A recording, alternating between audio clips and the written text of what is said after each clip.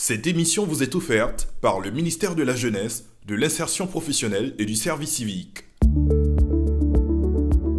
Mise en place pour les jeunes sans emploi ou mal insérés, l'école de la deuxième chance est un programme phare dans le dispositif de réforme et de redynamisation de l'enseignement professionnel. Ce programme offre à tous ces jeunes de pouvoir acquérir des formations répondant, n'est-ce pas, aux besoins du marché actuel. Et d'ici 2030, un objectif est clair, 1 million de personnes doivent être impactées. Ce programme offre une réelle bouffée d'air à toutes ces personnes qui ont décroché très tôt, n'est-ce pas, du système éducatif et d'autres qui estiment avoir été mal insérés. Dans Focus PJ Gouv de ce jour, nous vous embarquons dans l'univers de l'école de la deuxième chance. Vous voulez tout savoir sur l'école de la deuxième chance, comment s'inscrire, comment y participer, quel est le résultat jusqu'à ce jour? Bienvenue.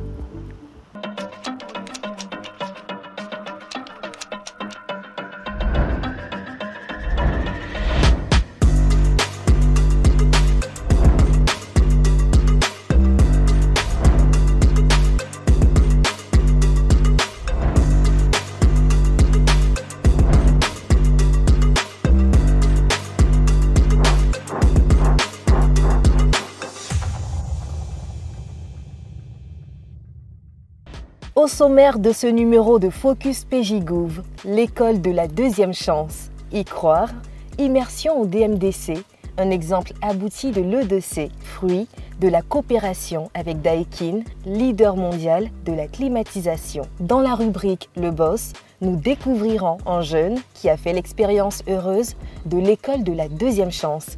Il a bénéficié d'une formation en France qui lui permet aujourd'hui d'être autonome. Et puis, les opportunités de formation, de stage et d'emploi, il y en a toujours avec l'agence Emploi Jeunes. Nous avons sélectionné certaines pour vous.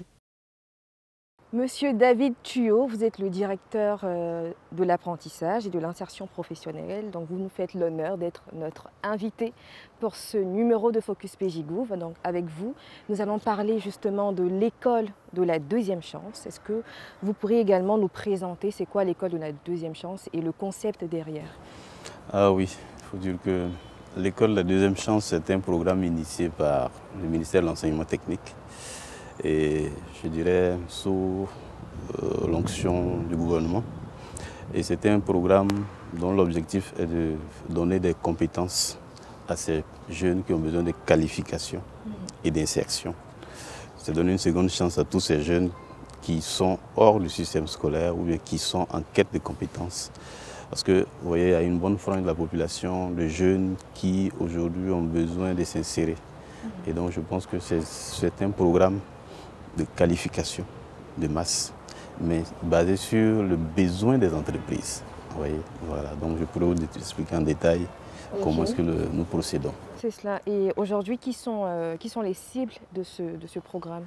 Alors il faut dire que c'est un constat qui a été fait d'un stock de jeunes qui ont besoin de cette seconde chance dont on parle. Vous voyez, il y avait tous ces jeunes qui sont en fin de formation, qui ont fait des diplômes universitaires, mais qui aujourd'hui n'ont pas pu s'insérer parce que peut-être que le milieu professionnel ne demande pas le diplôme. Aujourd'hui, donc, ils ont besoin d'une reconversion. Il y a ce premier stock de jeunes qui sont diplômés sans emploi. Vous avez encore le deuxième stock de jeunes qui quittent les bancs, qui ne finissent pas les parcours. Et puis vous avez un troisième stock de jeunes qui sont renvoyés dans les établissements ou bien qui n'ont même pas eu la chance d'aller à l'école. Donc nous avons donc conçu ce programme sous l'onction de Monsieur le ministre de l'enseignement technique, le ministre Kofi Nguessa, pour pouvoir donner des qualifications rapides à ces jeunes, des qualifications de 3 à 6 mois, maximum 12 mois, sur des compétences réelles pour travailler sur des postes déjà identifiés en entreprise. Donc ce sont des programmes d'apprentissage, ce sont des programmes de formation, de qualification qui sont sanctionnés par des certificats de qualification professionnelle. Voici un peu le concept. Donc toute cette cible, vous voyez que c'est un stock pour lequel nous travaillons à donner une deuxième chance d'insertion socio-professionnelle. Et justement, dans ce même élan, vous avez pu donner ou accorder une seconde chance à plus de 100 jeunes. Ils étaient âgés respectivement entre 16 et 40 ans, ayant au moins un minimum de, on va dire, de la classe moyenne 3e. Et justement, ils ont pu bénéficier d'une formation en installation sanitaire, et en froid. Installation sanitaire et froid climatisation. C'est ça, et justement, ce centre est le merveilleux fruit d'une collaboration entre le ministère de l'Enseignement technique et Daikin, qui est un géant japonais de froid et de climatisation. Donc, exactement. Et on va découvrir à présent, Monsieur David Chuo, cet élément avec Daikin Découverte.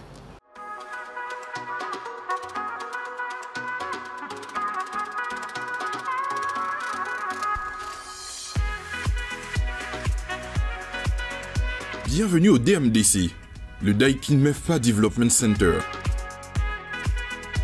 Ici, 25 jeunes, dont 3 filles, se forment au métier d'installateur en froid climatisation.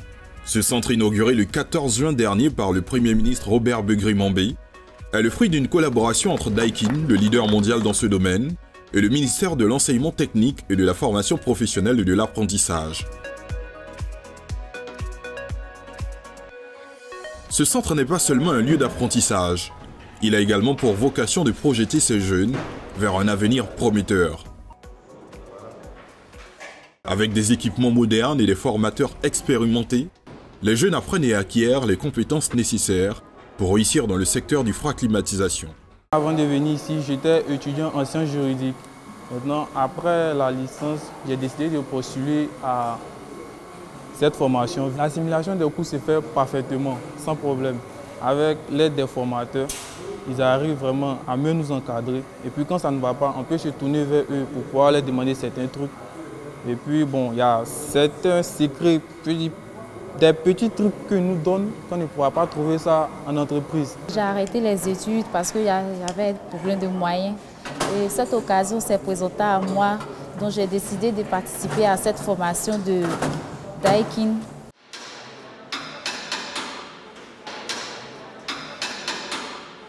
Au cours des exercices pratiques, chaque geste compte, chaque installation est un défi à relever. Déposer le split, il y a une procédure. L'objectif de la formation, c'est de donner de la deuxième chance à la jeunesse. Il y a plusieurs jeunes qui, après la formation en enseignement général, n'ont vraiment pas de formation pratique. Donc, c'est pour donner la chance aux jeunes de pouvoir s'intégrer dans la société. Parce qu'aujourd'hui, nous le disons, nous le répétons toujours, sans formation, notre jeunesse est perdue. Les formateurs, véritables experts dans leur domaine, apportent bien plus que des connaissances techniques. Ils inspirent, motivent, guident et poussent ces jeunes vers l'excellence.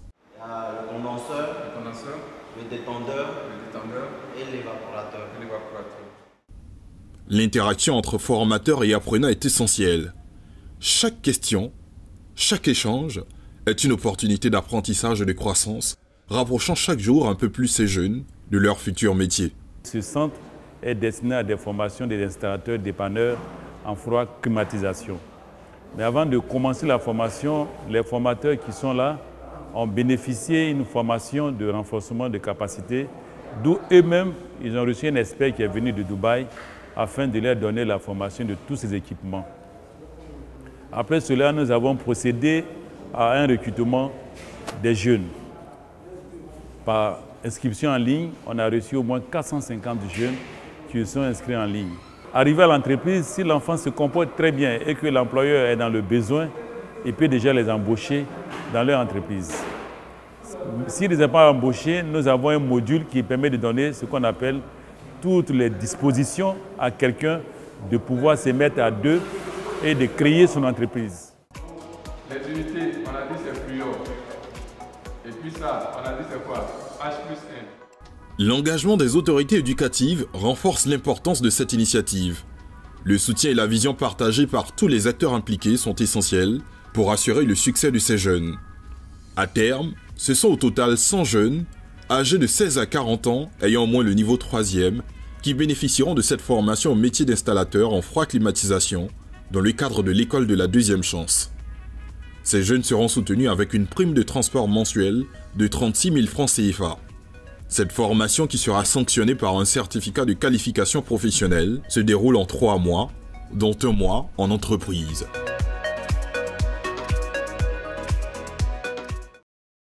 Donc on l'a vu à l'instant, hein, cette très belle cohorte Alors, c'est quoi votre avis sur cette cohorte? Non, il faut dire que c'était un modèle de projet, un modèle de partenariat réussi. Vous savez, ces cohortes de 25 jeunes à 100 jeunes qui vont se former sur les dernières technologies du froid et de climatisation. C'est un modèle pour nous que nous devons promouvoir avec les entreprises de tous les secteurs d'activité. Donc c'est une fierté pour nous parce que tous ces jeunes ont déjà une destination bien définie. Toutes les entreprises prestataires du groupe Daikin aujourd'hui sont à la recherche de ces jeunes. C'est pourquoi vous allez voir qu'on a recruté 100 jeunes, mais qui ont déjà des destinations bien connues. Donc c'est une fierté pour nous. On voudrait pouvoir multiplier ce type de partenariat avec les entreprises. Tous les grands groupes installés en Côte d'Ivoire, il serait vraiment bien pour nous de pouvoir tisser ce type de partenariat et c'est ce que nous essayons de faire. C'est ça, et tout à l'heure on l'a signifié, c'est une formation en installation, climatisation, froid. Est-ce que outre cette formation, il y en a d'autres formations qui sont proposées à ces jeunes? Oui, il faut dire que l'école de la deuxième chance est un programme qui se lance, qui fait des projets sectoriels. Voilà, je veux dire des programmes sectoriels. Chaque année, vous avez l'école de la deuxième chance pour les métiers du BTP, pour lesquels nous avons formé avec le projet Aigleton. Nous avons formé des jeunes dans la conduite d'engins, dans la maçonnerie, dans la mécanique, avec une composante mobilité à Aigleton pour apprendre à conduire sur des simulateurs, sur des engins réels, sur des plateformes très développées de pratique. Ça, c'était le projet TIC et l'école de la deuxième chance pour le bâtiment. Ce projet est couplé avec la construction des centres de formation d'apprentis, les CFA. Il y a un qui est en construction à Gagnoua pour les travaux, pour le bâtiment, et il y a l'autre qui est en construction à Yopougon, voilà, pour les travaux publics. Nous avons lancé également l'école de la deuxième chance sur le secteur de la grande distribution. La grande distribution, vous avez toutes ces enseignes qui aujourd'hui se sont installées en Côte d'Ivoire, mais qui aujourd'hui, dans ce secteur d'activité, avaient du mal à avoir des profils qualifiés. Donc aujourd'hui, nous avons travaillé à professionnaliser ce secteur. Donc ça, c'est l'école de la deuxième chance sur le secteur de la grande distribution. C'est tout un gisement de métiers. Vous pouvez imaginer, en Côte d'Ivoire, selon les statistiques, il y a plus de 5 millions de ménages. Et dans chaque ménage, il y a au moins une personne qui s'occupe du ménage. Et donc, c'est un secteur porteur. Nous allons travailler à structurer les contenus de formation, les parcours de formation dans ce secteur et également créer de l'emploi.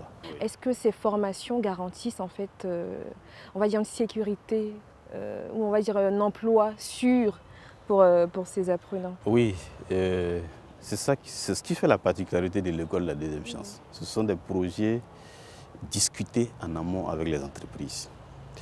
Et ce sont des projets également mis en œuvre ensemble avec les entreprises. Quand je dis mis en œuvre, vous voyez, on signe une convention avec l'entreprise qui nous dit voici mes besoins dans les 6 mois à venir. Bon, nous discutons sur le contenu des compétences qu'ils veulent. Nous nous retrouvons avec le personnel de l'entreprise et nos méthodologues qui élaborent ensemble les référentiels de formation. Et ensuite, on met ensemble les modules de formation. Nous faisons souvent de la co-animation des enseignants qui viennent de l'entreprise et des enseignants qui viennent de nos établissements pour donner la compétence pratique directement utilisable. C'est très important. Voilà. Et donc, on a la chance d'avoir des programmes discutés avec les entreprises qui permettent de garantir l'insertion post-formation. C'est surtout la question de la garantie de l'insertion post-formation qui nous guide dans ces différents programmes. Et il y en a d'autres qui optent également pour la reconversion, comme Ali Badra, voilà, qui a su saisir cette opportunité offerte par le gouvernement dans le cadre de l'année de la jeunesse. Nos équipes sont allées à sa rencontre. Juste après son retour, on va découvrir maintenant.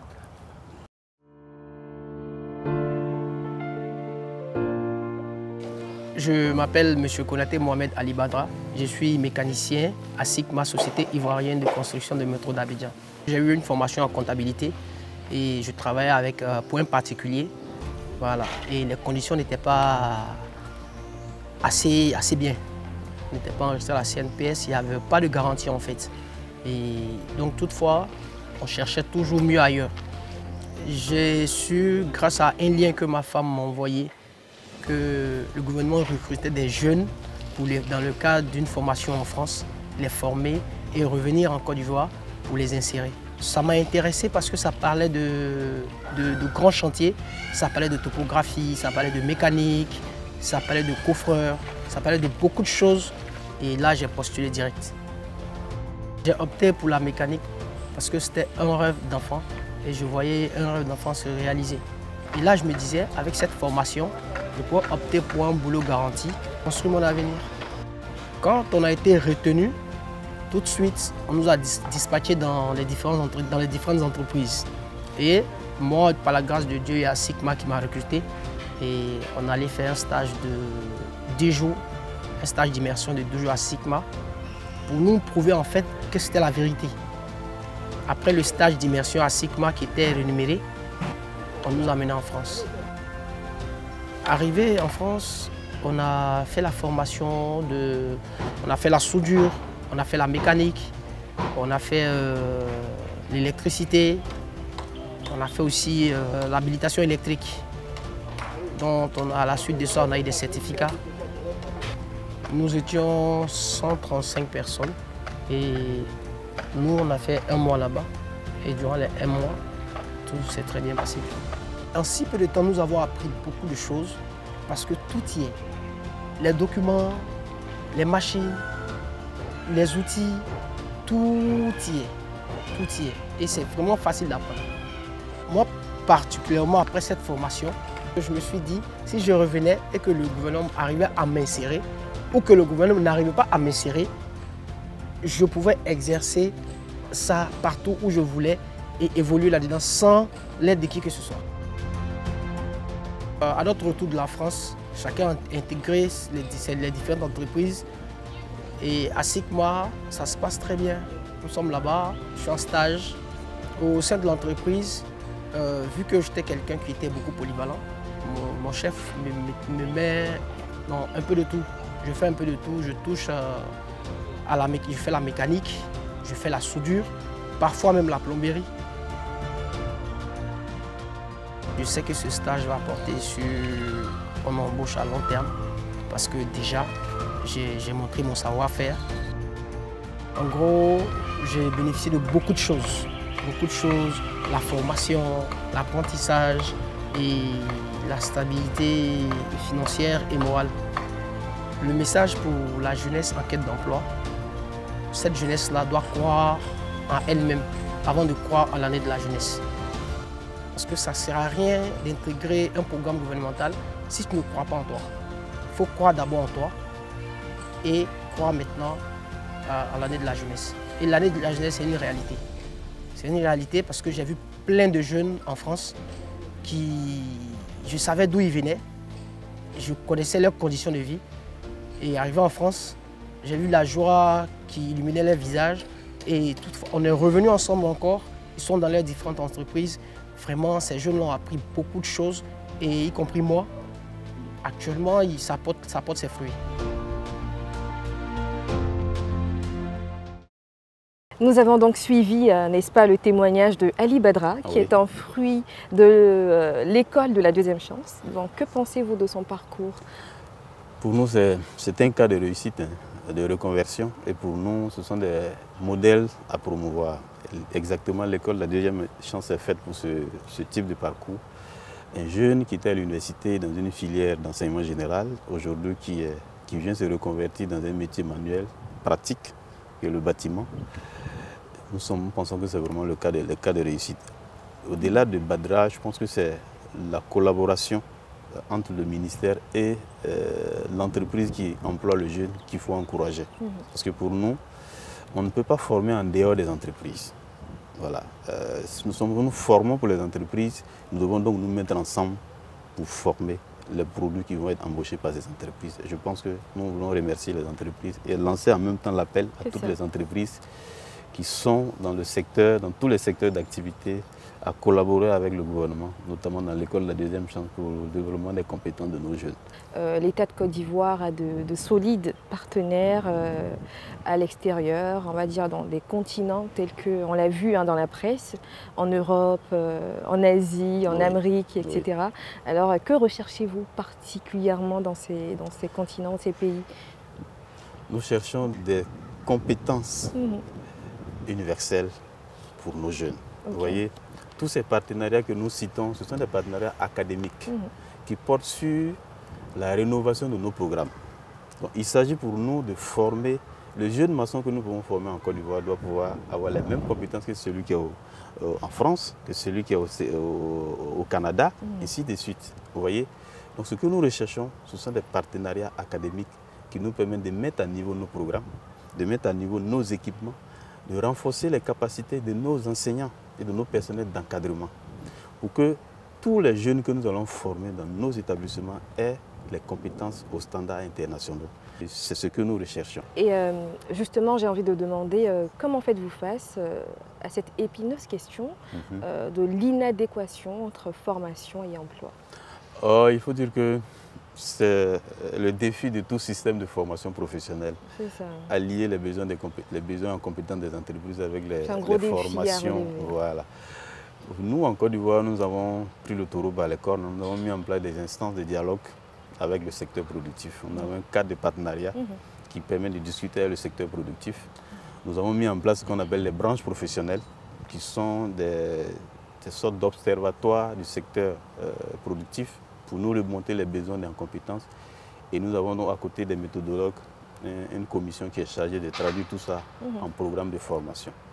À côté de tout ça, vous avez également tous ces programmes que nous discutons en amont, dont je parlais au niveau de l'école de la deuxième chance, que nous discutons directement avec les entreprises. Donc c'est une veille sur l'équilibre que nous recherchons. Donc c'est un combat quotidien et nous espérons pouvoir assurer cet équilibre-là. C'est ça. Et nous également, avant de terminer, on va vous proposer des opportunités d'insertion professionnelle proposées par l'agence Emploi Jeune. On va découvrir à présent. À présent, quelques annonces d'emploi et de stage que vous offre l'agence Emploi Jeune. Directeur de département social, niveau de formation Bac+5, lieu de travail danois à Bouna, date de clôture 5 septembre 2024. Directeur santé, sécurité et environnement, niveau de formation Bac+5, lieu de travail danois à Bouna, date de clôture 5 septembre 2024. Intégrateur web, niveau de formation Bac+3, lieu de travail Trècheville, date de clôture 8 septembre 2024. 2 postes pour chauffeur, niveau de formation BEPC, lieu de travail Abidjan et intérieur, date de clôture 8 septembre 2024. Responsable logistique, niveau de formation Bac+3 ou 4, lieu de travail Trècheville, date de clôture 8 septembre 2024. 3 postes pour stagiaire auxiliaire en pharmacie, niveau de formation 3e ou CAP, lieu de travail Cocody-en-Gris, date de clôture 27 septembre 2024. 2 postes pour stagiaire assistant d'administration du crédit, niveau de formation Bac+2, lieu de travail Bouaké, date de clôture 15 septembre 2024. Pour postuler, remplir le formulaire disponible sur le site www.agenceemploijeune.ci. Alors, Monsieur David Thuot, nous sommes déjà à la fin de notre émission, donc il nous a permis de comprendre l'école de la deuxième chance, qui donne une seconde chance justement à ces personnes sans emploi ou mal insérées voilà, dans cette société. Est-ce que vous avez un message à l'endroit de tous ces jeunes qui vous suivent à présent? Oui, il faut dire que chaque jeune aujourd'hui, dans la conception de l'école de la deuxième chance, doit pouvoir bénéficier d'une seconde opportunité qui lui permette de développer ses compétences, vous voyez, et de pouvoir s'insérer socialement, professionnellement et participer à l'économie nationale. Donc le ministère de l'Enseignement technique conduit ce programme avec les autres ministères qui sont impliqués, notamment la promotion de la jeunesse, de l'agriculture. Donc c'est un programme qui s'est mis en œuvre sur plusieurs ministères. Donc pour l'enseignement technique, toutes les opportunités que nous lançons sont publiées sur notre site du ministère de l'Enseignement technique, sur la page Facebook du ministère de l'Enseignement technique, sur je dirais tout ce qui est lien des réseaux sociaux, voilà, les plateformes digitales, les plateformes digitales voilà, que vous pouvez consulter. Je voudrais donc dire à ces jeunes de rester scotchés sur ces différentes plateformes parce que les grands programmes arrivent. Encore plus dosés, comme on dirait en Côte d'Ivoire, des C'est programmes ça. plus consistants qui vont encore leur donner beaucoup plus d'opportunités et beaucoup plus d'espoir. Merci beaucoup, Monsieur David Chuo. Nous avons vraiment passé un moment très convivial en votre compagnie. Vous nous avez permis de pouvoir comprendre l'école de la deuxième chance, quels ont été les résultats obtenus et votre objectif. Voilà, on a dit à l'horizon 2030, plus d'1 million de personnes doivent être formées et mieux insérées en société. Merci beaucoup d'avoir accepté notre invitation. Très chers téléspectateurs, nous nous retrouvons la semaine prochaine dans votre numéro Focus PJGouv, toujours proposé par l'agence Emploi Jeunes. Cette émission vous a été offerte par le ministère de la Jeunesse, de l'Insertion professionnelle et du Service civique.